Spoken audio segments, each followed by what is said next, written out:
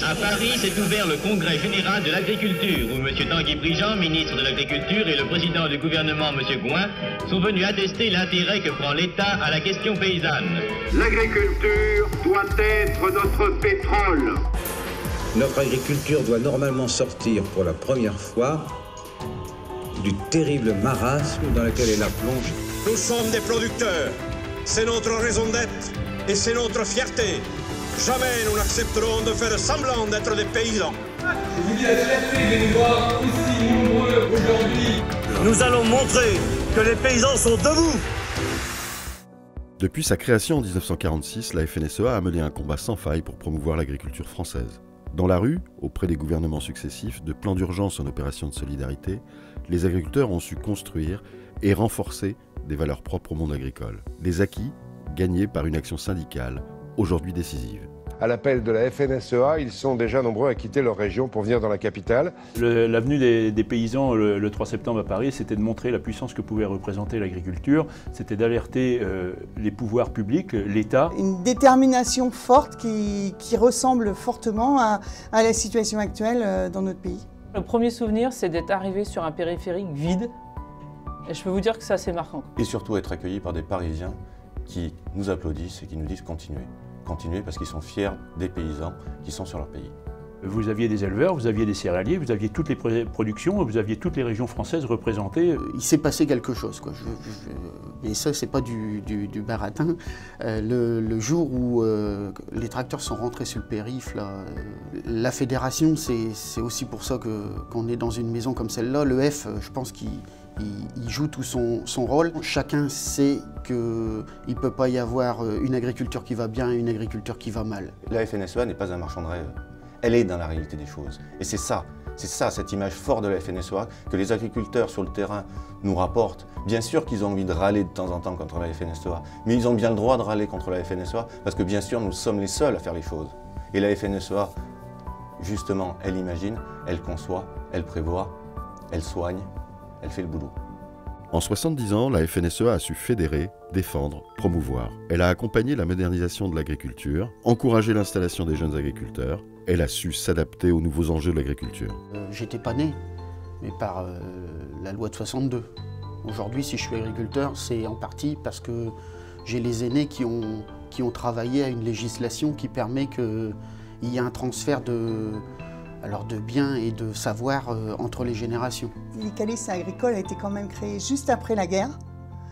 Ça a été quand même grâce à ça qu'on a pu réorganiser nos exploitations, notre fonctionnement, les premiers marchés après-guerre et aussi pouvoir nourrir les hommes. Il y a aussi tout l'appui syndical sur la PAC.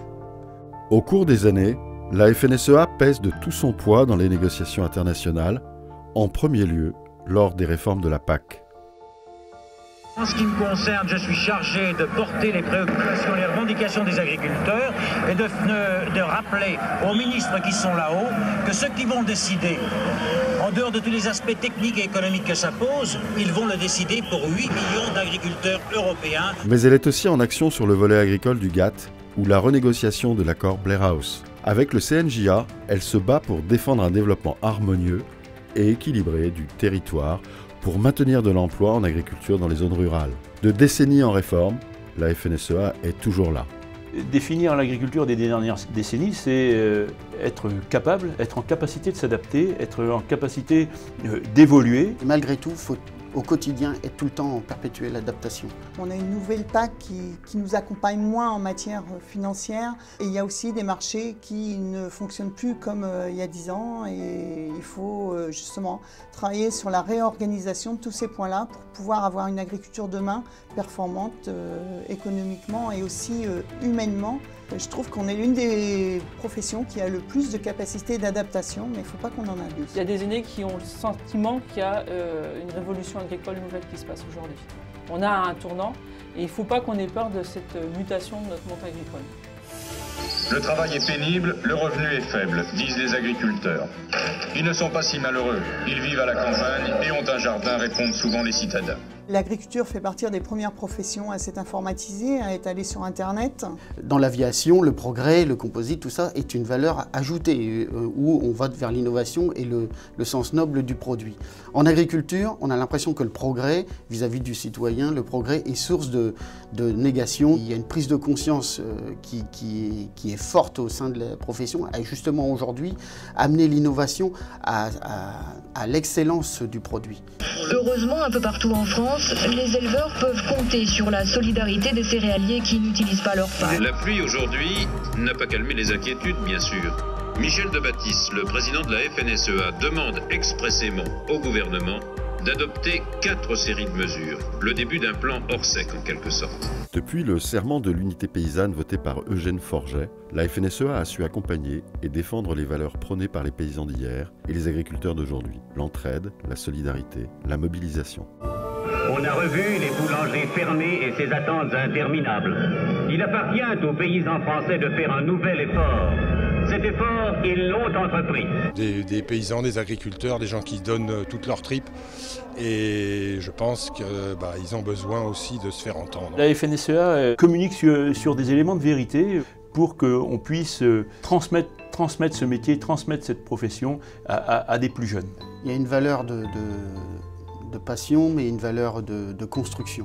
Je pense que la première valeur qu'on ait au sein de la FNSEA, comme dans nos fédés, c'est vraiment la solidarité. La FNSEA, elle a son rôle à jouer dans les valeurs de l'agriculture, dans les valeurs de notre alimentation, dans les valeurs qui ont fait notre pays, c'est-à-dire le pays de la gastronomie, tout simplement. Juste quelques mots à Jacques Chirac, président de la République. Ensemble, traçons les sillons de l'avenir.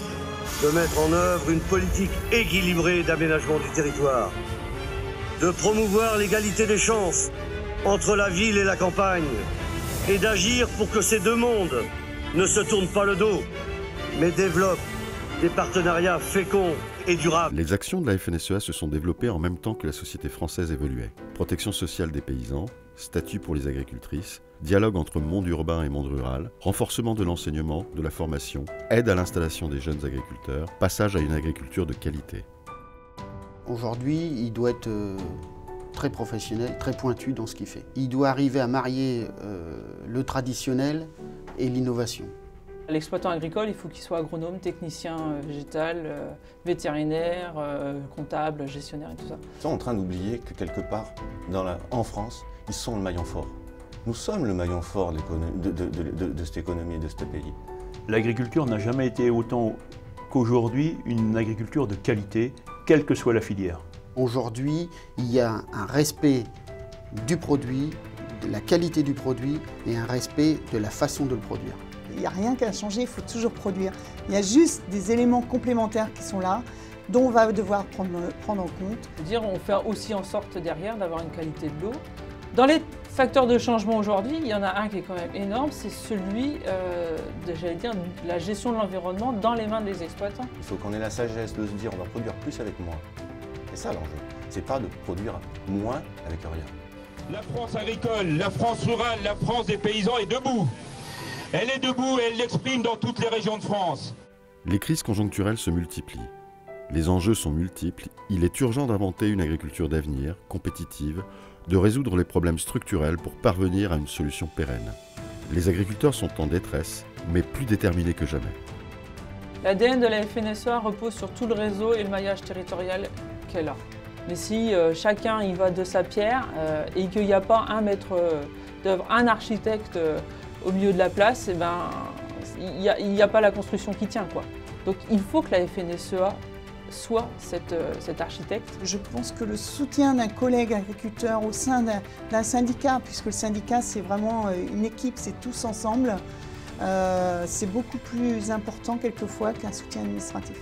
On est quand même capable de se mettre d'accord tous ensemble et d'arriver à surmonter une difficulté qui était une sécheresse qui est arrivée. Même si aujourd'hui l'horizon est obscur, c'est clair, mais quelque part, dans les yeux des agriculteurs que je côtoie, il y a de l'espoir. Ensemble, on est plus fort.